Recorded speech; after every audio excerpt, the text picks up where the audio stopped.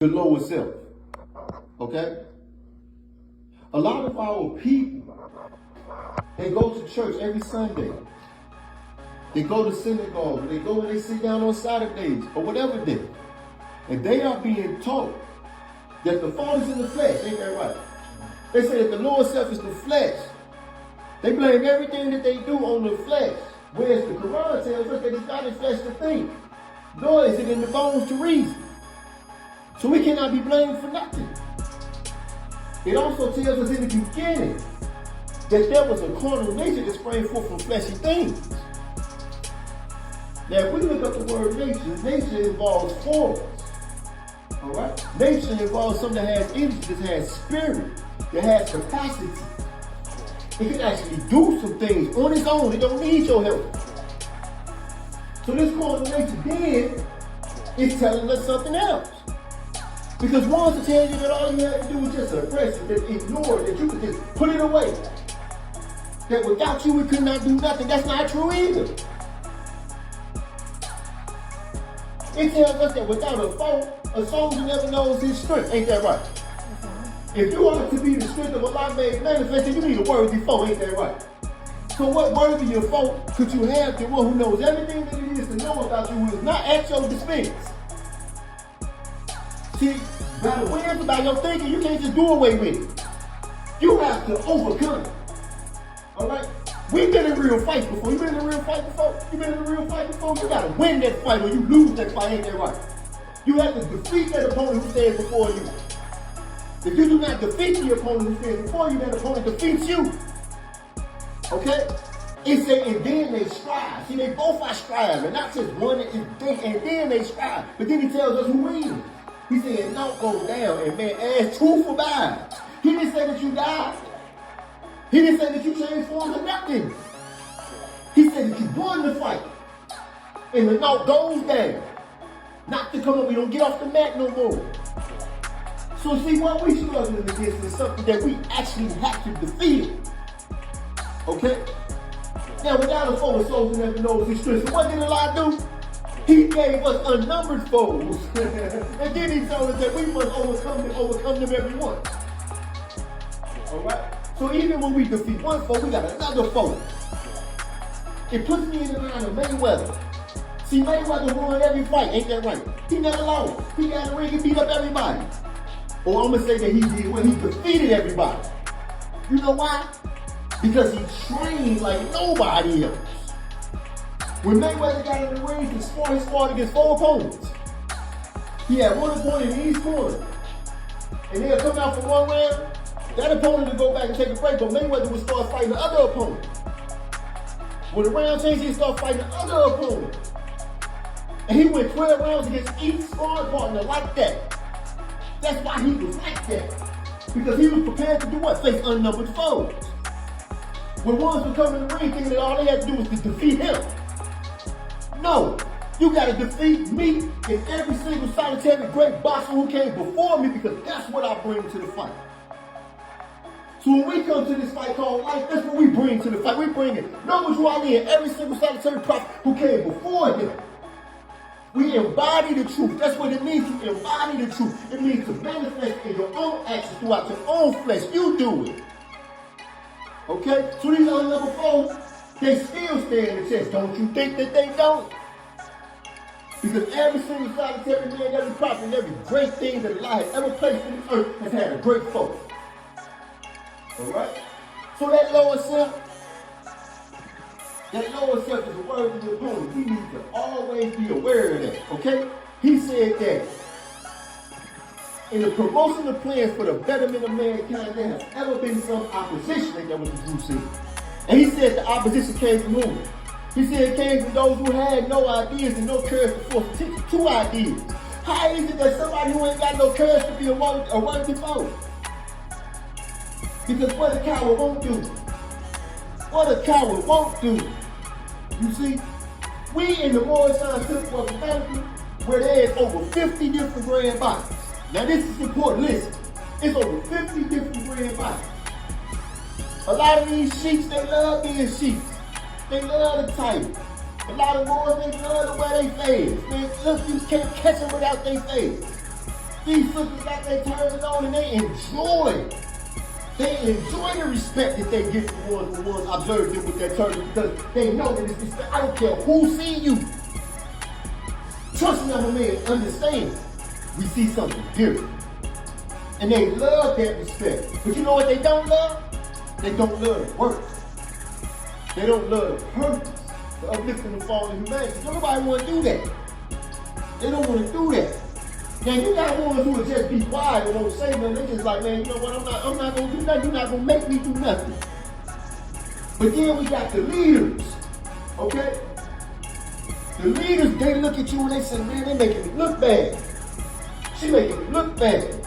She doing all this doggone work, and all we do is meet and talk. He doing all this doggone work, and all we do is meet and talk. So now they try to figure out how they can slow you down so they don't have to try to catch up to you. Because eventually what happens? Their membership start to notice something. There's a difference between you and them. They start to notice something. They start to read the prophet's instruction. They say, well, that individual is more like the prophet Noble Ali. The prophet Noble Ali said, do what? Imitate our your prophet will never doing what? Teaching a group of boys. You ain't just teaching when you open your mouth. Every time you move, every time you do something, you teach. You won't just proclaim your nationality one time when you come into the temple. Everywhere you go, we want to see you with your turban on. We want to see you with your fez on. We want to see your character is more than you are proclaiming your nationality. You understand me? So everybody know who you are. Now listen to me now. Everybody know who you are.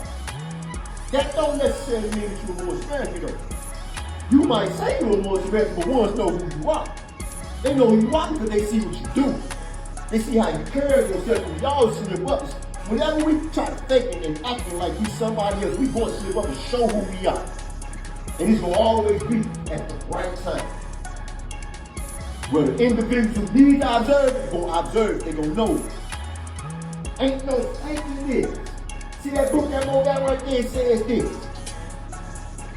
It says that seeds do not germinate in the light, they germinate in the darkness. They grow upwards like trees. In the law, there's no hidden things because what the sun reveals, all the hidden truth. The sun reveals all the hidden truth. We are sons and daughters of God. Therefore, what do? We reveal the hidden truth. You don't even have to try to do it. Your presence will expose the demonstration that's faulty because now one gets to see the truth. And when they see the falsehood standing next to the truth, then the falsehood is shown to be exactly what it is. Okay? Man is the truth and falsehood strangely mixed. Now when he says strangely, it's not quite how we think of strange. It means that it's uncommon. It means that it's unique. It also means that there is a retardation. When something is not straight, when something is not in its natural form or its natural element, there is a retardation. Like that leg. If that leg was retarded, then the whole chair would lean. It would not be safe to sit on. Okay? So man, until man discovers who he is or who she is, they're not safe to be around Islam. They're not safe to be around because they're not what? Stable. They are unstable. And instability is one of the five folds of men. One of the greatest five folds of men. The Holy Quran calls it a calamity to the human state. This retardation. Okay? We have to be careful of that. We are born with it. We come into this world with it for a purpose though. It's there for a reason. Without a fault, the soldier never knows his strength. And perfect the man was passed through all the ways of life. He must. So can't want to tell you they perfected and you know they ain't even been through nothing. You ain't got no scars, you ain't got no battle wounds, you ain't never bled from your heart. There's no scars on your soul. You ain't never suffered and overcame suffering. So how you gonna say or claim that you are perfected? That you are so better than? What did the prophet Jesus say when the ones came? They came bringing, we bring you a harlot. She is guilty of adultery. Did not Moses say she should be stoned to death? Man, Prophet G, he didn't even pay them jokers no attention. That's how asinine what they was claiming was. They don't see the way we see. People don't see what we see when we observe life around us. They don't see the same thing that you and I see. How in the world you gonna bring a woman to me claiming that she guilty of adultery? What she did? Masturbating? Who did she commit adultery with? How do you know? Because you've been in the bed with her. So let he who be without sin cast the first stone then. Don't nobody want to throw no stones because they know what the just man gonna do. When you read the scripture and it's talking about a lost prophet, it says the same thing about every last one of them. It said that they were a just man. A just man. Cast that stone if you want to. Then I'm going to cast my stone. And my stone is going to purge. The same thing with this young brother out there in Dallas. Clearly he was suffering from a mental instability. Clearly. Who in the world couldn't see that? How couldn't you tell? What made you think that he was in his right mind? And if he wasn't in his right mind, what do the law say? This is the United States of America. The Prophet Muhammad Ali said he's going to do what? Make the European enforce the law. That means we're not stepping back. Because in the court of law, they say that if you are not what? Competent to stand trial, then you can't be found guilty. So obviously that young brother was going through something. Yes, what he did was heinous. While at the same time, sadly, it's not unique. It happens all the time in this country. And the main reason why it happens is not for no other reason than the fact that we don't know how to treat one another. We don't know how to be there for one another in our times of need, in our time of despair. Despair does what? It ain't go through much of it, much of what? The heart. Where's the next place to be alone? So what happens if you get a retardation in your heart? Get down and you find it difficult to get to the guider of everyone, the guider of everything, the husbandman of everything that is. You can't get to him. So here it is, he's suffering from a despair. And members of the more scientific authority is supposed to be able to see this. Because if you are a revealer of the light, before you can reveal the light, you gotta do what? You gotta have the light. You see, we call these sons revealers of the light, but they must have the light before they can reveal the light. Now, if you got the light, then we'll turn it on. Turn it on. See clearly into the dark. Obviously, we dealing with a tragic situation. I ain't talking about the young boy. I ain't talking about the dead cop. Boy, I ain't talking about him. I'm talking about this tragic situation we got inside this boy's scientific effect. We got these blind leading the blind. The Prophet Ali said, woe to the one who shatters my flock. Ain't that what he said? Shatters my flock. Woe to the one who shatters my flock. Who is most likely to scatter the flock than the blind who stumbles into the flock, get the stepping on toes? This is a tragic situation. But guess what? We can overcome even this fault.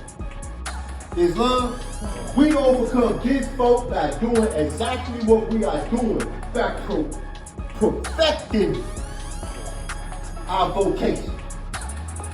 What is our vocation? More science. Islam, more science is our vocation. What is more science? More science is an adept way. It's an adept way of going about living, more. It's the adept way of going about living. Making the best move every time. How do you make the best move every time? What you gotta do in order to make the best move every time? Think. You gotta think. You have to understand. You have to reason and will. When you hear the term willing, I want you to visualize an actual wheel. It's in motion because that's what the wheel does. The wheel puts that power that's inside of you into motion, boys. Okay?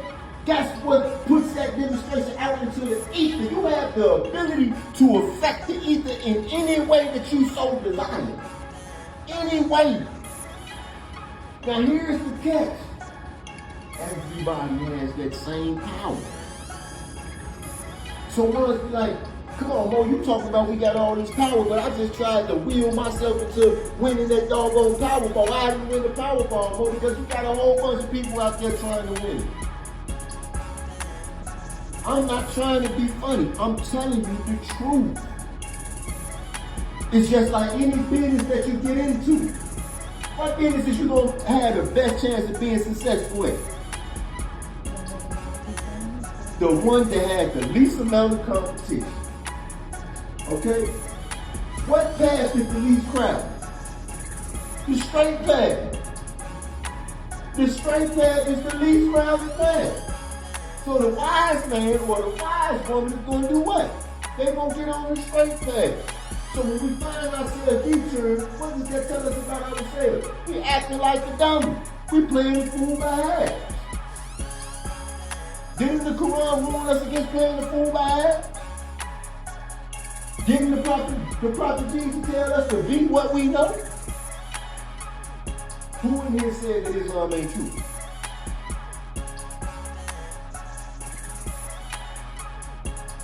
Sound like chicken mice. I don't hear nothing. Who in here say that more science ain't their point? Who says that Islam ain't the true economy of human life? So why in the world would you do anything other than those things? What reproach of reason more than to act contrary? Nothing reproach of reason more. Nothing reproach of reason more. Who says that the prophet knows why he ain't Allah's prophet? It's absolutely Allah's prophet. What is the prophet? The prophet is the thought of Allah manifested in flesh. Now this is how everyone think and believe that we are all thoughts of Allah, that we are all prophets because we are all thoughts of Allah. Are all your thoughts the same? No. Are all your thoughts the same? No, your thoughts are different, ain't they? Because the angel of Allah is the thought of Allah manifested in human flesh. Well, the prophet of Allah, he was his he is the angel of Allah. Angel literally means what? Messenger. But it's a messenger made of what? Made of light. Made of light. Why did our ancestors teach us that? Why do they instruct us that the angel of light is the messenger of God? Because every single solitary thing that we interact with all of our five senses, can be summed up into one thing. Light. Light. So when the Prophet Noble Ali comes as an example, here's not an example of what we're supposed to do on Friday or on Sunday. Here's an example of what we're supposed to do every day. All day.